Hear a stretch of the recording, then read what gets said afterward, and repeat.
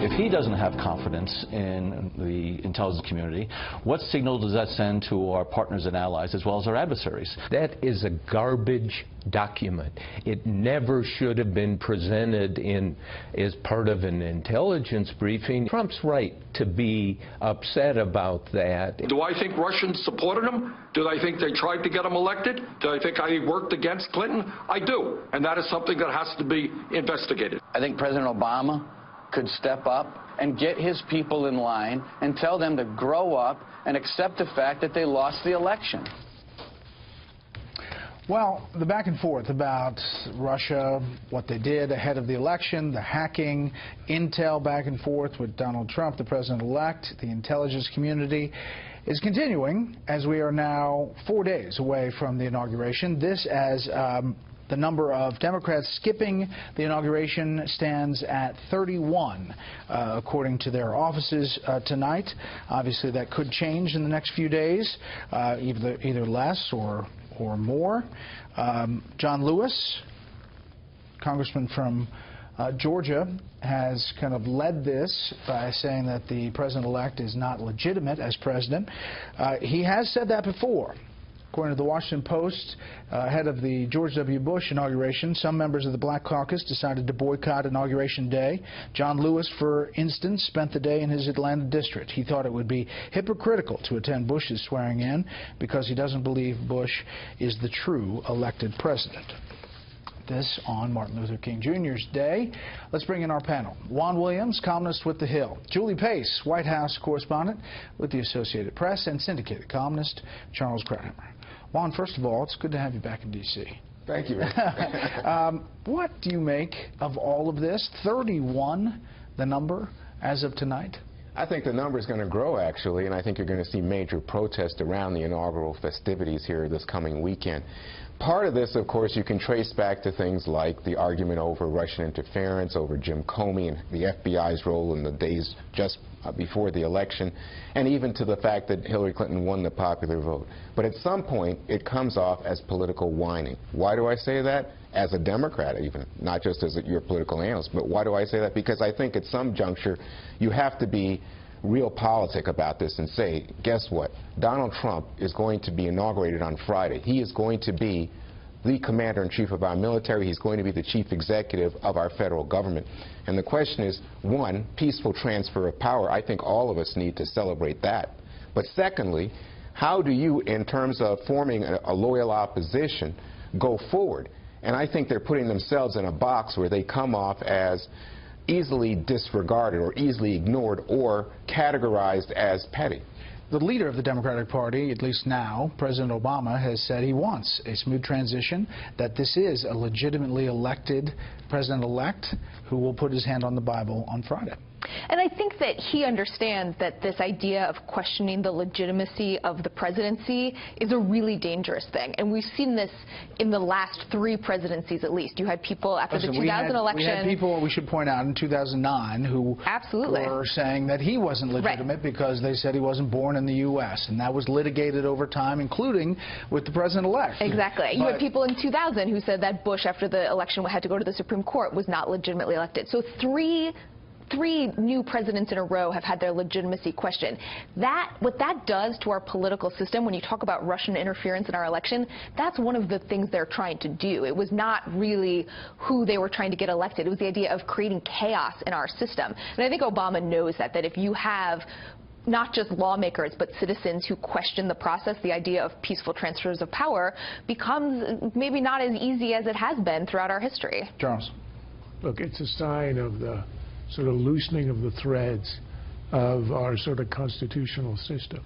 It's a minor one, but it does show that the trust in institutions has declined radically since the Second World War. About the only remaining one that is trusted is the military. And this is not a good sign. And look, John Lewis is a genuine American hero, a man of extraordinary courage, and he deserves all the accolades he's had. But he does tend to exaggerate and to go to hyperbole, as in 2008, when he intimated that the McCain campaign reminded him of George Wallace. He has a right to say anything he wants, but you should be cognizant of the the moral weight he carries. And to call Trump illegitimate because of the Russian hacking, that's a rather thin reed.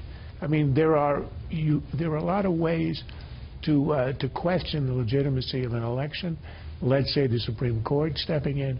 But on the Russian hacking, it looks as if he was looking for an excuse. On the other hand, Trump should have restrained himself. He's not a man who turns the other cheek.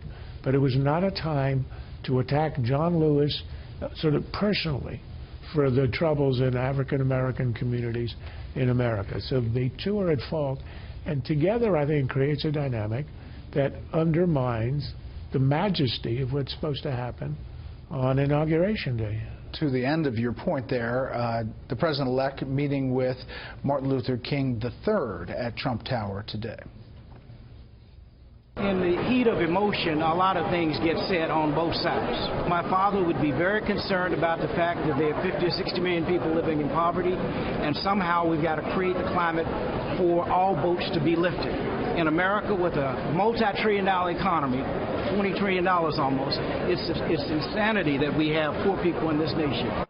And Donald Trump tweeting, celebrate Martin Luther King Day and all of the many wonderful things that he stood for, honor him for being the great man that he was. One, he was asked the question, Martin Luther King III, about John Lewis, and he's responding to that. Right, and I think I just want to double down on something Charles said. I don't think there's any question John Lewis deserves the accolades as a person of bravery. So when Donald Trump tweets something like, all talk, no action, right. I think a lot of people, specifically people who know civil rights history, but I would say in particular black Americans of a certain age, are just turned out, just think, what is he saying? You can't say that about this guy. This guy really put himself on the line and took risks. This is not a man that's all talk and no action, no way. But that's the problem with tweeting, is that that's the problem. There's no nuance in tweeting. I think he's tweeting all talk, no action about the problems in inner cities currently. Right, but not all talk and no action throughout his career, John Lewis. Correct, but even if we said it's just about what's going on in John Lewis's congressional district, he suggests that Lewis's congressional district is a mess. That's not the case.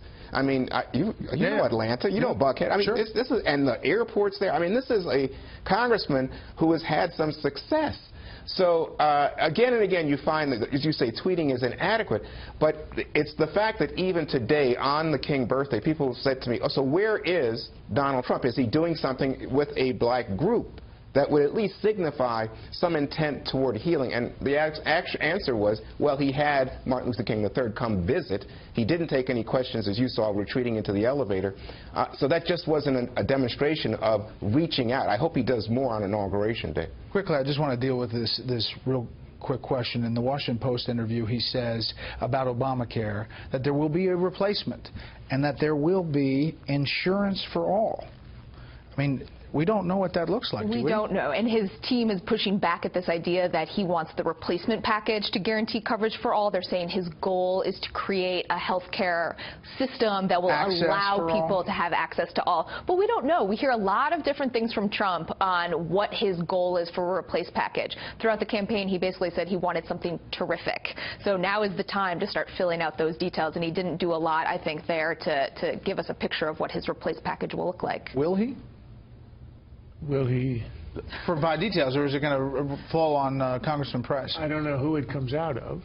They're going to have to. You have to present a bill. It'll either come out of Ryan's office, it'll undoubtedly come out of Price as HHS Secretary, or maybe the White House. But when the President says insurance for all, we have no idea what he means. And I think it's just completely idle speculation.